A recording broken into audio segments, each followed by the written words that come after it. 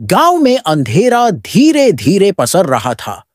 सूरज ढल चुका था और चारों ओर सन्नाटा छा गया था। लोग दिन भर की थकान के बाद अपने अपने घरों में लौट चुके थे, लेकिन आज की रात कुछ अलग थी, क्योंकि पंचायत बुलाई गई थी। किसी ने किसी के खेत में जानवर छोड़ दिए थे, किसी की दीवार गिरा दी गई थी और कुछ ने झूठ फैलाकर गांव का माहौल बिगाड़ दिया था। लोग एक दूसरे पर शक कर रहे थे, गुस्से में थे। कोई किसी की बात सुनने को तैयार नहीं था। गांव के बुजुर्ग दादा ठाकुर और रा, जिन्होंने सालों तक गांव को जोड़े रखा था, आज भी पंचायत में सबसे पहले पहुंचे। उन्होंने सबको शांत बैठने को कहा। सबकी नजरें उनकी ओर थीं। उन्होंने बिना किसी का नाम लिए एक कहानी सुनाई। एक जंगल में शेर और भेड़िए एक दूसरे पर आरोप लगाते रहे कि पानी गंदा किसने किया। बिना सच जाने लड़ते रहे, लेकिन असली वजह थी ऊपर पहाड़ से गिरती मिट्टी, जो किसी की गलती नहीं थी। इतना सुनकर गांव वालों की आंखें खुली। उन्हें समझ आया कि उन्होंने बिना सच जाने एक दूसरे पर इल्जाम लगाया। किसी ने खुद की गलती नहीं देखी, सबने दूसरों को दोषी माना। फिर उसी पंचायत की रात गांव में एक नया फैसला लिया गया। अब कोई भी बड़ा फैसला बिना पूरी सच्चाई जाने नहीं लिया जाएगा, और हर महीने एक सच्चाई की पंचायत होगी, जहां लोग पहले बोट जान सुनेंगे, फिर समझेंगे और अंत में ही कुछ कहेंगे। उस रात के बाद गांव में बदलाव आया। झगड़े कम होने लगे, लोग मिल बैठकर बात करने लगे, और पंचायत की रात गांव की एक सीख बन गई कि कभी भी बिना सोचे, बिना समझे किसी पर उंगली मत उठाओ, क्योंकि सच्चाई अक्सर वहां होती है जहां हम देखने की कोशिश नहीं करते। सीख, सुनो, समझो, फिर बोलो, क्योंकि बिना सच्चाई जाने लिया गया हर फैसला एक नया झगड़ा बन जाता है। अगर आपको यह कहानी पसंद आई हो तो चैनल को सब्सक्राइब करो और कमेंट में बताओ कि कैसी लगी कहानी। मिलते हैं फिर ऐसी एक मजेदार कहानी के साथ। की बात है, कमलापुर नाम के गांव में एक भिखारी रहता था। वह हर दिन खाने की तलाश में अलग अलग गांव में जाकर फिरता था। एक दिन वह रोज की तरह भिक्षा मांगकर अपने घर की ओर निकलता है। रास्ते में एक घना जंगल पड़ता है। वह अपनी धुन में मस्त होकर जंगल से जा रहा था। वह जाते जाते तेज आवाज में बोलता है, हे भगवान, यह जिंदगी छोटी ही सही, मगर मुस्कुराना छोड़ो। जो मिले उसे अपनाओ और खुद को तड़पाना छोड़ो। अरे यह जंगल भी बड़ा सुनसान और घना है। जंगल का रास्ता बड़ा सुनसान था। वह आगे जाता है, फिर देखता है कि एक पेड़ के नीचे एक व्यक्ति बैठा था। वह राजशाही पोशाक पहना हुआ था, लेकिन उसके चेहरे पर उदासी छाई हुई थी। वह और कोई नहीं, सूरजगढ़ का राजा राय प्रताप था, जो अपने राज्य से भाग कर आया था। वह अपने महल से भागकर जंगल में आ गया। यह जीवन भी कितना अजीब है। मेरे पास सब कुछ होते हुए भी मैं दुखी हूँ। मेरे करीब रहने वाले मेरी प्रजा, मेरे परिवार वाले मेरी पत्नी, सब लोग मेरी राजगद्दी के लिए मुझे मारना चाहते हैं, और यह आदमी इसके पास कुछ नहीं होते हुए भी इतना खुश कैसे है? भिखारी ने राजा को देखा। वह राजा की पोशाक और शरीर को देखकर थोड़ी देर के लिए रुक गया। राजा के पास जाकर बोला, अरे राम राम भैया, राम राम, क्या हाल है? अरे आप तो कोई बड़का आदमी लगते हो, मतलब बड़े आदमी लगते हो, लेकिन यहाँ जंगल में कैसे? राम राम।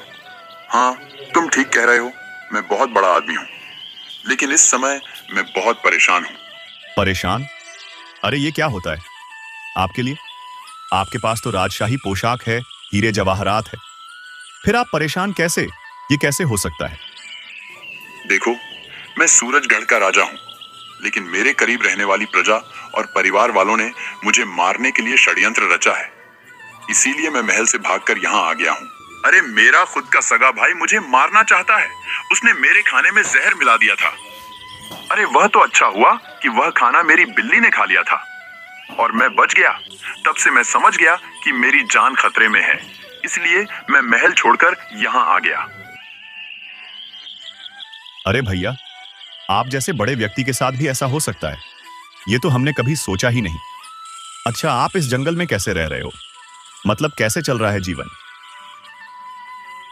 अरे गुजारे में क्या है, रास्ते में जो फल फूल मिलते हैं उसी से गुजारा कर लेता हूँ। लेकिन आज मुझे बहुत तेज भूख लगी है।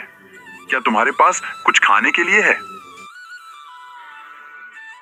भिखारी ने अपनी पोटली खोली और उसमें से 2 सूखी रोटी और थोड़ा गुड़ था। उसने राजा की ओर देखा और बोला, अब भैया, एक भिखारी के पास 2 सूखी रोटी और थोड़ा गुड़, इससे ज्यादा और क्या पाओगे? लेकिन यह मुफ्त में नहीं मिलेगा, पहले ही कह देता हूं। मुफ्त में नहीं? अब इसका क्या मतलब है? अरे भैया, मैं भिखारी हूं, मूर्ख नहीं। अगर आप मुझे अपने सोने की अंगूठी दे दे तो मैं आपको यह 2 रोटी दे दूंगा। राजा कुछ पल के लिए सोच में पड़ गया, लेकिन फिर राजा ने मुस्कुराते हुए अपनी अंगूठी उतारी और उसे दे दी। हमने अपनी अंगूठी तुम्हें दे दी, तुम खुश रहो। अब जल्दी से मुझे खाना खिलाओ, भूख से मेरा बुरा हाल है। अब लाओ। भिखारी ने रोटियां राजा को दी और राजा ने जल्दी जल्दी खाना खाया। अरे भैया, खाना वाना तो खा लिया, अब आगे का क्या? आप जैसा राजा इस घने जंगल में ठीक नहीं पाएगा। हाँ, तुम ठीक कह रहे हो, लेकिन मैं अपनी गद्दी और परिवार से दूर ही रहना चाहता हूँ। अगर तुम मेरे साथ चलोगे तो मेरा सफर आसान हो जाएगा, क्या कहते हो? हाँ हाँ, ठीक है ना भैया, हम दोनों अकेले ही तो है। चलो दोनों मिलकर एक दूसरे के साथ हो जाते हैं। अब से हम साथ चलेंगे, चलो। राजा और भिखारी दोनों जंगल के रास्ते चलने लगे। एक राजा जिसने सब कुछ खो दिया था और एक भिखारी जिसके पास कुछ नहीं था लेकिन खुशी का खजाना था। उनके बीच अजीब लेकिन एक गहरा रिश्ता बन गया। कुछ समय बाद भिखारी और राजा एक पेड़ के नीचे बैठ आराम कर रहे थे। भैया, एक बात कहूं, सच्ची सच्ची कहूं, आप बहुत भाग्यशाली हैं। आपके पास धन दौलत है, इतनी सुंदर कपड़े हैं, हीरे जवाहरात है, और यह अंगूठी, वाह वाह वाह, यह तो बड़ी सुंदर है। और एक मैं हूं, मेरे पास तो फटे पुराने कपड़े और टूटी चप्पल है। हाँ, ऐसे ही भीख मांगो खाओ सो जाओ, भीख मांगो खाओ सो जाओ। अगर मेरे पास आपकी अंगूठी हो तो मेरा जीवन कितना आसान हो जाए। भाग्यशाली हूं मैं? अच्छा, ऐसा क्यों सोचते हो? मैं तो तुम्हें देखकर सोचता हूं कि असली खुशी क्या होती है। मुझे तो तुमसे सीखने की आवश्यकता है। तुम फटे जूते पहनकर भी खुशी से गुनगुनाते हो। हाँ, और एक मैं हूं जिसके पास सब कुछ होते हुए भी हर पल दुखी रहता हूं। अरे यार, तुम बताओ, तुम्हारे पास तो सब कुछ है, फिर काहे का दुख है? क्या चाहिए तुम्हें, बस ये बताओ। अरे सबको गद्दी चाहिए, गद्दी, और क्या चाहिए? जिसके लिए मेरे अपने लोग मेरी जान के दुश्मन बन गए हैं।